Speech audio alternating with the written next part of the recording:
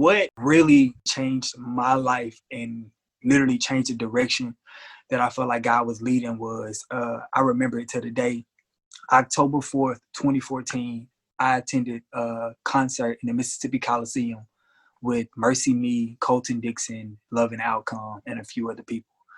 That particular night, Bart Miller, who's the lead singer of Mercy Me, he shared his testimony about how he grew up in a legalistic church. His household was, very, very stern, strict with rules. And he was like, he encountered grace. And grace like literally rocked his world. I remember sitting in that concert that night, and bro, I can get emotional right now. Like, I remember sitting in that concert, and it's like the lights were brighter. Like, lights were brighter in the whole concert. And I thought I was tripping, so I started like rubbing my eyes, and it's like I'm emotional, so I'm crying, and people around me are like, "What's wrong with him?" And I'm just like, I'm tripping. Like, does anybody else hear what I'm hearing? Like, and I'm just like, I'm overwhelmed. So like, I'm listening to, I'll never forget, the album they put out that year was called Welcome to the New. I left that concert, dude, my life was changed. Like, I literally, when I started going back into services, it didn't feel this. I felt like there was more. Like, I felt like that God was like, yeah, this is good. This was a good foundation, but there's more that I call for you.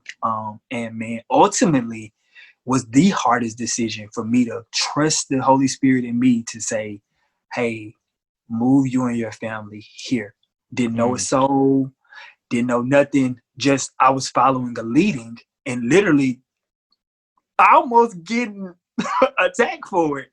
But I was really just trying to trust that, for one, God was telling me right, and that I was hearing for him. And it's something so beautiful when I finally got under my pastor now. He was like that. The Holy Spirit, I love this. The Holy Spirit doesn't just speak to our leaders. He can speak to us. Yeah. But for so long, I was thinking that, if I need to hear from God, it's going to come from my leader, and my leader going to tell me, and then I'll leave my home based off of, that leadership. But he like, no, you're a sheep. You know his voice. He'll speak to you. And in that season of my life, dude, he was speaking to me, and like, I just was like, of course I got a lot of flack back from a lot of people. And to a degree, it's so crazy. I probably still do now, but I don't even realize it, or I don't even really see it like that, because I'm just like, man, I know this was God, and he confirmed that it was him. And so, yeah, man, the transition was definitely not an easy one, but it was a spirit-led, God-led one, and greatest decision I ever made, man.